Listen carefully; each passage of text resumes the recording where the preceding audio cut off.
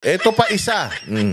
Eto pa isang ipinagmamalaki ninyo. O, hindi ba? Magaling kayo? O, eto. Hindi naman pala unanimous yun. Finak-check siya. Tira kasi ng tira. Ang problema kay Riza, akala mo magaling, sinasabi lang niya lahat ng ipasa ng staff. Kayo, fake news. Siya yung fake news eh. Yan ang reaksyon ni PDP Laban Spokes Attorney Topacio. O, hindi ba? Ay, sorry. Hindi naman pala unanimous yun. Finak-check siya. Tira kasi ng tira. Ang problema kay Riza, akala mo magaling, sinasabi lang niya lahat ng ipasa ng staff. Kayo, fake news. Siya yung fake news eh. Yan ang reaksyon O, di ba? Hindi kayo nahihiya na ganyan. Mantakin mo, mga congressman, mga senador. Putangin na, gusto pa maging presidente nito ni Rizang Kupal na mas makapal pa yung masilya sa mukha niya. Sabi ko nga, silang dalawa ni anak ni Abante, oo, nagrereklamo yung mga makeup artist nila. Tangina, ang takaw daw ng mga mukha nila sa masilya. O ubos daw yung mga putay na yung foundation daw nila, isang gamitan lang sa dami ng tinatapalan sa pagmumukha nila. Hindi ba? Kaya bang yabang? Mantakin mo sa plenaryo. Sa plenaryo. Dapat pag senador ka na, magaling ka na sa bagay. I'm expecting less. Wala ko talagang ine-expect dito kay Risa Ontiveros. Kasi alam ko naman to, ano talaga to, yung utak nito, puro agyo na. Ganyang katuyot yan. Matagal na walang dilig yan. Kaya hindi na masyado gumagana utak niyan. Yung utak niyan, ang kaya na lang gawin, magbasa. Oo. Yung mga nag-aabot sa kanya ng index card, cellphone, kita mo, kaya magsalita nito ng walang binabasa. Hindi. Kasimple-simpleng statement, Tagalog, binabasa pa. Pucha, ako nga, pag nagre-report, sa ulo ko yung nire-report ko Pero siya, hindi senador na naturingan, pasweldo ng taong bayan, hindi ka man lang mag-effort. Mag-research naman kayo. Sabihan mo naman yung mga abogado mo na magbigay sa iyo ng impormasyon, yung walang butas. Akala nyo kasi, puro tanga, nakatulad nyo yung mga manonood sa inyo Mantakin mo, mag-cite ka ng batas sa Supreme Court, tapos yung Supreme Court mismo ang nag-debunk sa'yo. Hindi ka nahihiya niyan, Risa? Hindi ka nahihiya?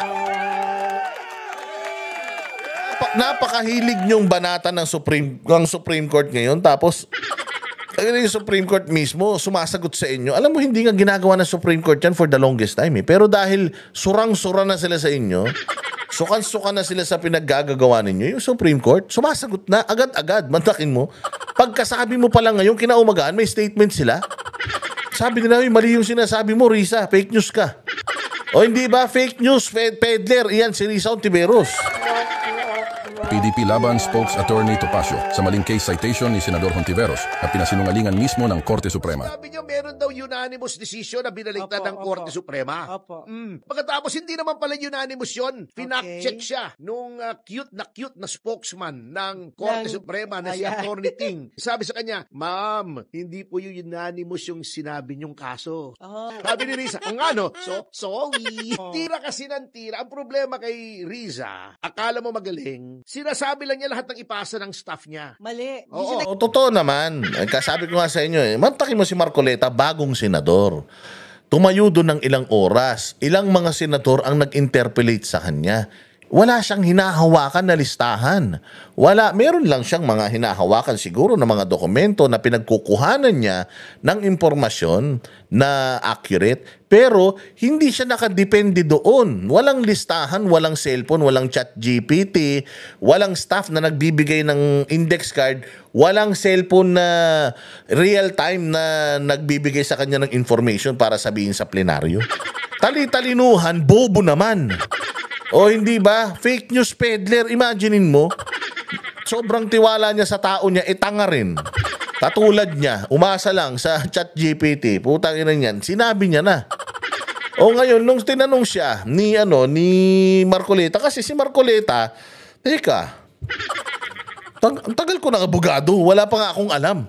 Meron? Talaga ba? Sa'yo manggagaling, hindi ka maabogada? Ano yan? Anong kaso yan? O tas sinite niya yung kaso. Kaya nga sabi ni Marcoleta, en-bank ba yan? O baka division lang. Kasi kung division, lilima lang yan.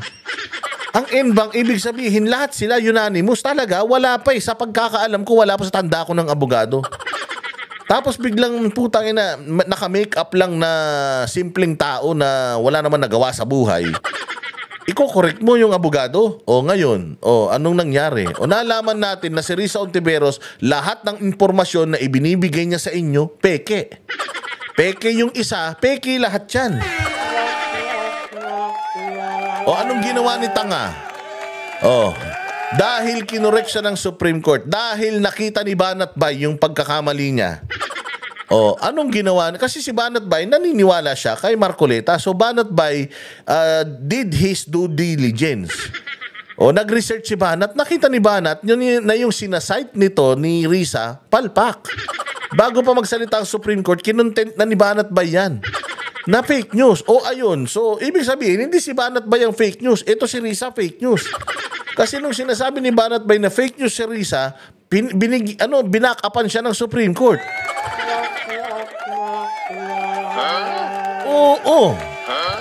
Binakapan siya ng Supreme Court. Ano nangyari? Kinaumagahan, nag-iratong si Tanga. Na ay mali pala yung sinabi ko. Pero okay lang. Tao lang naman ako, nagkakamali din. Gaga! Hindi ka dapat nagkakamaling kupal ka. Kasi nga, utangin ninyo, pinapasweldo kayo ng taong bayan para magsabi ng totoo, hindi para magpakalat ng fake news. Hayop na to. Sige, banatan mo, Topacio. Mali yung pinasa sa kanya ng staff niya. Palagi ko, pagkatapos niyang sabihin yon at may nag-call sa atensyon niya na mali, palagi ko, merong mabango yung isang staff member niya. Palagi ko nasabon yun ng todo-todo. Napakabango noon. Palagi ko, ewan ko kung nag-impake na.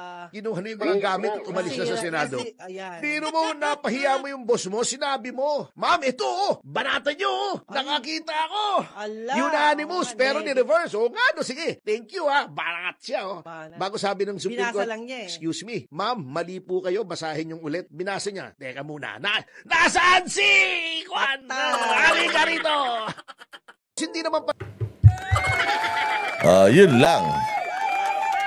Diba? Dahil dyan, nakakahiya. Tama.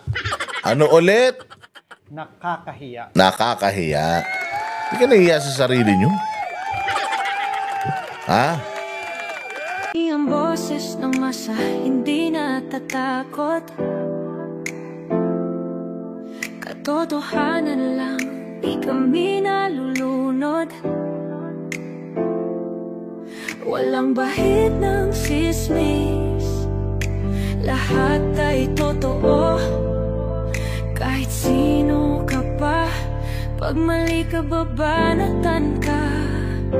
Walang pinipili kulay, wala kaming kinikilingan.